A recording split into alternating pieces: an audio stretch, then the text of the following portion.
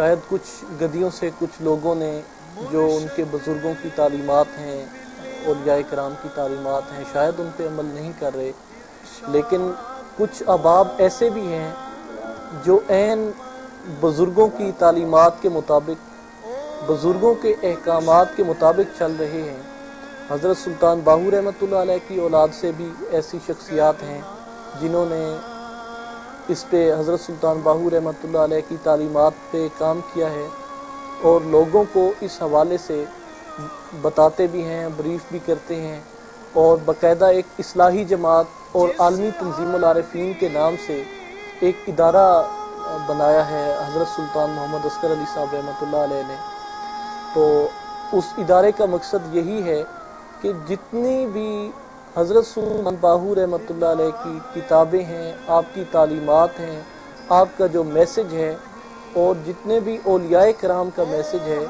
اس کو قرآن اور حدیث کی روشنی میں عوام الناس تک پہنچایا جائے، عام لوگوں تک پہنچایا جائے۔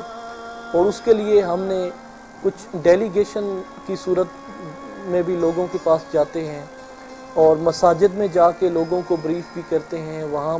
نماز کے بعد یا جس طرح جمعہ ہوتا ہے اس کے بعد اولیاء کرام کی تعلیمات کا درس ہوتا ہے۔ اس کے علاوہ پاکستان کے الحمدللہ کافی اضلاع میں اصلاحی جماعت اور عالمی تنظیم العارفین کے حوالے سے آفیسز قائم ہیں، آستانے ہیں، جہاں پہ بلا ناغہ حضرت سلطان باہو رحمۃ اللہ علیہ کی تعلیمات اور اولیاء کرام کی تعلیمات کا باقاعدہ درس ہوتا ہے، اور کافی تعداد میں لوگ وہاں اس درس میں شرکت کرتے ہیں، فیض حاصل کرتے ہیں۔ اس حوالے سے کچھ اور لوگ بھی کام کر رہے ہیں، باقی جتنے بھی بزرگ ہیں، اولیاء کرام ہیں، ان کی تعلیمات کے اوپر۔ لیکن میسج تو یقیناً ہمیں یہی دینا چاہیے، تمام جو سجادہ حضرات ہیں، جو لوگ گدیوں سے ریلیٹڈ ہیں، درگاہوں کے ساتھ جن کا رشتہ ہے، کہ وہ اولیاء کرام کی تعلیمات کو، بزرگوں کی تعلیمات کو اور اسپرچویلٹی کو، جو اسپرچویلٹی کا جو میسج ہے اس کو لے کے آگے جائیں، کیونکہ آج اس کی ضرورت ہے۔ دنیا جس بے راہ روی کی طرف جا رہی ہے، یا کچھ لوگ اسلام کو ٹیررزم کے ساتھ منسلک کر رہے ہیں، تو میرا خیال ہے کہ اسپرچویلٹی کو جب ہم آگے لائیں گے اور بزرگوں کی تعلیمات کو جب ہم اب آگے لائیں گے، تو میرا خیال ہے کہ یہ جو مغرب کے اندر ایک وین دیا جا رہا ہے کہ اسلام از ٹیررزم اینڈ فلاں فلاں، تو یہ تصور ختم کیا جا سکتا ہے۔ اسپرچویلٹی کو چونکہ تمام جتنے بھی مذاہب ہیں سب مانتے ہیں، چاہے ہندو ہیں، چاہے کرسچن ہیں،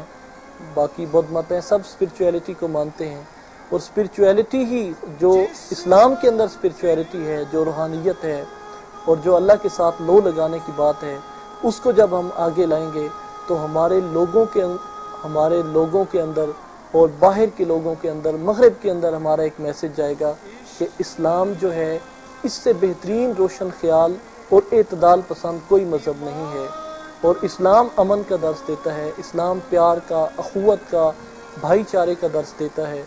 حضور نبی کریم صلی اللہ علیہ وسلم کی حیات طیبہ میں 85 جنگیں ہوئیں، اور 85 جنگوں میں جو صحابہ کرام شہید ہوئے وہ تقریباً 356 کے قریب کوئی تعداد ملتی ہے، اور جتنے بھی غیر مسلم واصل جہنم ہوئے تو ان کی تعداد کوئی 700 کے قریب، 800 کے قریب ملتی ہے۔ تو دیکھیں 12,000 مربع کلومیٹر ایریا کے اندر حضور نبی کریم صلی اللہ علیہ وسلم نے جو اسلام کا بول بالا فرمایا، وہ تلوار کے ساتھ نہیں تھا، وہ آپ کی نگاہ کے ساتھ تھا، کہ جس غیر مسلم پہ آپ اپنی نگاہ کرم فرماتے تو اس کو ایمان کی دولت نصیب ہو جاتی، جیسا کہ آپ سب کو معلوم ہے حضرت عمر رضی اللہ تعالیٰ عنہ کا جو واقعہ ہے۔ تو حضرت عمر جب حضور کی بارگاہ میں حاضر ہوئے تو وہ ننگی تلوار لے کے آ رہے تھے، اور جب انہوں نے دروازے پہ دستک دی اور صحابہ کرام کو خیال آیا کہ شاید حضرت عمر رضی اللہ تعالیٰ عنہ کا ارادہ ٹھیک نہیں ہے، تو حضور نے منع فرما دیا کہ بالکل آپ عمر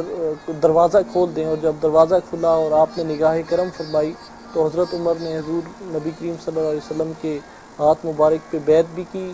کلمہ بھی ان کو نصیب ہوا، اور وہ اسلام کے بہت بڑے جرنیل کی صورت میں ابھرے۔ تو یہ جو چیز ہے یہ تلوار سے نہیں، صرف بزرگوں کی نگاہ سے،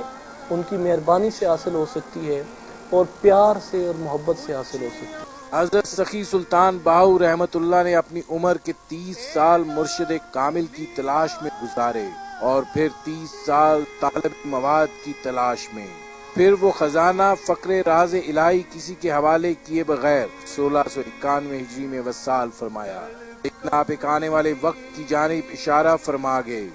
ایک دور آئے گا جس میں میری اولاد سے میرے فیض کا چشمہ پھوٹے گا جو روئے زمین کے لوگوں کو سیراب کرے گا، یعنی تعلیم معرفت اس قدر سستی ہوگی کہ عام آدمی بھی مستفید ہو سکے گا۔